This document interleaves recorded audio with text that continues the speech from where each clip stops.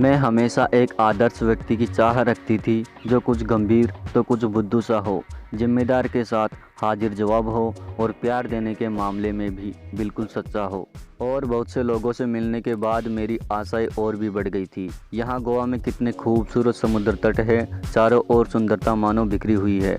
मनोहारी सूर्य अस्त के दृश्य और गुजारा गया समय तो बहुत ही बेहतरीन है। अपने प्रियतम की बाहों में सिमटकर सूर्यास्त देखते हुए मुझे एक पल को अकेलापन महसूस नहीं हुआ। सुबह उसकी मुस्कान के साथ होती है तो दोपहर की गर्माहट को हम हाथों में हाथ डालकर घूमते हुए महसूस करते हैं।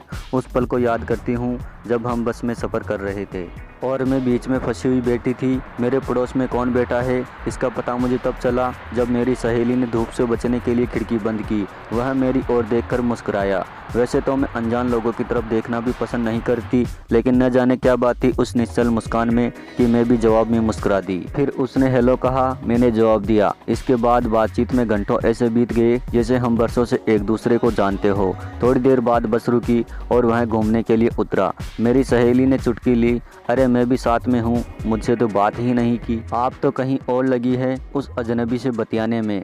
सहेली की बात मुझे लग गई। जब वह वापस आया तो जानबूझकर मैंने अपना मुंह एक किताब में गड़ा लिया। जब भी किताब से नजरें हटाकर देखती तो पाती कि वह मुझे ही देख रहा है। बस से हम लोग साथ ही उतरे। उसे उसी शहर की किसी कॉलोनी में जाना था।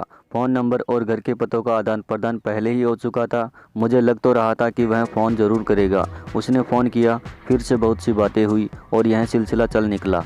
मैंने सपने में भी नहीं सोचा था कि यूं ही सफ़र के दौरान इतने अच्छे व्यक्ति से मुलाकात हो जाएगी। अरे उसका नाम तो मैंने बताया ही नहीं। उसका नाम है अविनाश। बेहद अच्छा इंसान है। स्वार्थ तो उसके मन में रत्ती भर भी नहीं है। वह हमेशा दूसरों की मदद के लिए तैयार रहता है। अपने लिए उसके पास समय नहीं है, लेकिन दूसरों के लिए समय निकाल ही लेता है।